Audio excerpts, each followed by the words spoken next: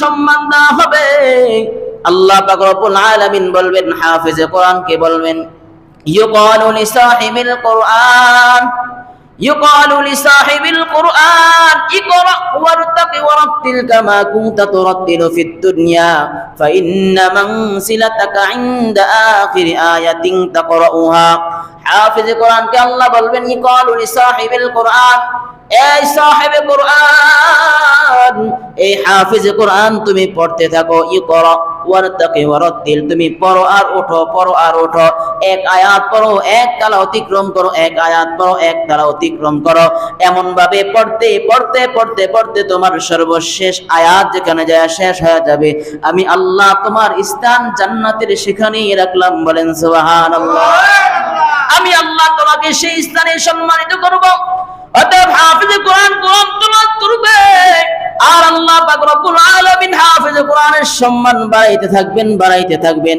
কোরআনের শেষ আয়াত যেখানে যায় শেষ হয়ে যাবে, হাফিজ কোরআন সেখানেই যায় তার জান্নাতের স্থান পাবে। বলেন সুবহানাল্লাহ। এজন্য আল্লাহ পাক রব্বুল আলামিন বলেন, হাফিজ কোরআনের দুনিয়াতেও সম্মান। হাফিজ কোরআন যখন কোরআন তেলাওয়াত করে, হাফিজে কোরআনের পিছনে হাজার হাজার মানুষ ইক্তেদা করে নামাজ পড়ে, তার হাফিজে কোরআনের সম্মান। হাফিজে কোরআন আল্লাহ পাক রব্বুল আলামিন তাকে কিয়ামতের ময়দানে স্পেশাল ভাবে কিছু সম্মানিত করবেন, কিছু পুরস্কার দিবেন। এর মধ্যে হলো হাফিজে কোরআন 10 জন ব্যক্তিকে সুপারিশ করে মালিকের জান্নাতে নিয়ে যাবে। হাফিজে কোরআন তার পিতা মাতা আল্লাহ পাক রব্বুল আলামিন কিয়ামতের ময়দানে আরশের নিচে ছায়া দিবেন, নূরের মুকুট পরাবে।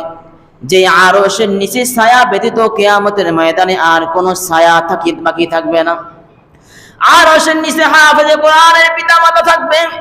শুধু তাই নয়, তাদেরকে নূরের মুকুট পরায়া হাফেজে কোরআনের পিতা মাতাকে সম্মানিত করবেন। দুনিয়ার মানুষ, সকল মানুষ হাফেজে কোরআনের পিতা মাতাকে দেখিয়া বুঝবে, হায়রে এরা দুনিয়ায় সবচাইতে ভাগ্যবান পিতা মাতা, যারা তাদের সন্তানদেরকে কোরআন শিখাইছে, কোরআনের দ্বারক বাহক বানায়া সন্তানকে দুনিয়ায় রেখে আসছে। এজন্য আল্লাহ পাক রব্বুল আলামিন কিয়ামতের ময়দানে হাফিজে কোরআনের পিতা মাতাকে সম্মানিত করবে। এজন্য ভাইরা আমার, কোরআন পড়া একটা সওয়াবের আমল।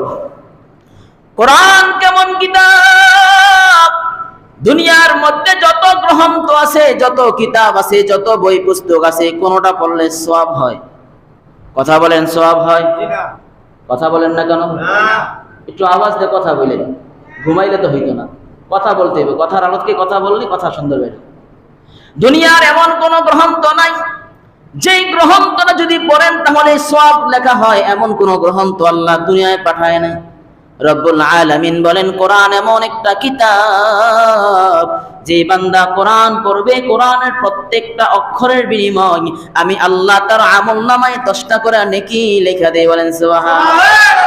10টা করে নেকি লেখা দেন। যদি রমজানের বাহির হয় তাহলে 10টা করে নেকি আমলনামায় লেখা হয়।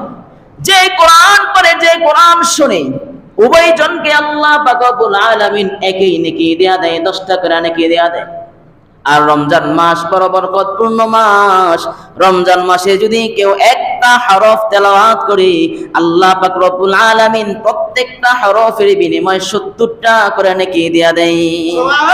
যদি বান্দার তেলাওয়াত এরকম সুন্দর হয়ে যায়, রব্বুল আলামিনের কাছে বড় পছন্দনীয় হয়ে যায়, আল্লাহ পাক রব্বুল আলামিন ইচ্ছা করলেও 60 থেকে 70 থেকে 700 গুণ পর্যন্ত সওয়াব দিয়া দিতে পারে। আল্লাহ ইচ্ছা করলে যত ইচ্ছা তত সওয়াব দিয়ে দিতে পারে, যদি রব্বুল আলামিনের কাছে বড় পছন্দনীয় হয়। এতে বোঝা যায় কোরআনের প্রত্যেকটা হরফের বিনিময়ে সওয়াব আছে না নাই? জোরে আওয়াজ দিয়ে বলেন। কোরআনের প্রত্যেকটা হরফের বিনিময়ে আল্লাহ আমলনামায় সওয়াব লেখা দেয়। অতএব কোরআন পড়লে লস নাই, কোরআন পড়লে লাভ আর লাভ। কথা বলেন ঠিক কিনা? এজন্য কোরআন রমজান মাসে বেশি করে পড়বেন। মা বোনরা অনেকে আছে যারা কোরআন রমজান মাসে খতম দেয়, আছে না বলেন? এমন অসংখ্য আছে, কারণ রমজান মাসে পড়লেই কি বলেন সওয়াব 700 গুণ, 70 থেকে 700 গুণ পর্যন্ত বর্ণনায় আসছে যে সওয়াব আল্লাহ লেখা দেন। রমজান মাসের এত ফজিলত যদি একটা নফল কেউ আদায় করে, তাহলে আল্লাহ পাক রব্বুল আলামিন তার আমল নামে একটা ফরজের সওয়াব দেয়া দেয়। একটু আস্তে করে এখন সুবহানাল্লাহ। যদি রমজান মাসে কেউ একটা ফরজ আদায় করে তাহলে আল্লাহ পাক রব্বুল আলামিন তার আমলনামায় 70টা সওয়াব লেখা দেয় ফরজের। সুবহানাল্লাহ। 70টা ফরজ লেখা দেয়, 70টা ফরজ আদায় করার সওয়াব আল্লাহ লেখা দেয় একটা ফরজ আদায় করলে। অতএব রমজান মাস হলো নেকি অর্জনের মাস, রমজান মাস হলো আমলের মাস, রমজান মাস হলো তাকওয়া অর্জন করার মাস। রমজান মাস এটা আমলের মাস, নেকি অর্জন করার মাস, তাকওয়া অর্জন করার মাস। এজন্য রব্বুল আলামিন নবী করিম সাল্লাল্লাহু আলাইহি ওয়াসাল্লামের মাধ্যমে জানান দেন, যেই বান্দা রমজান মাস পাওয়ার পরও তার জিন্দেগির গুনাহগুলিকে মাফ করাইতে পারলো না, সেই বান্দা ধ্বংস হয়ে যাক। রাহমাতাল লিল আলামিন নবী আলাইহিস সালাতু ওয়াস সালাম বলেছিলেন আমিন। এতে বোঝা যায় রমজান মাস গুনাহ মাফের মাস, রমজান মাস গুনাহ মাফ করার মাস। যেই বান্দা রমজান মাস পাওয়ার পরও নিজের জিন্দেগির গুনাহগুলিকে মাফ করাইতে পারলো না, সেই বান্দা ধ্বংস হয়ে যাক। বলেন নাউজুবিল্লাহ।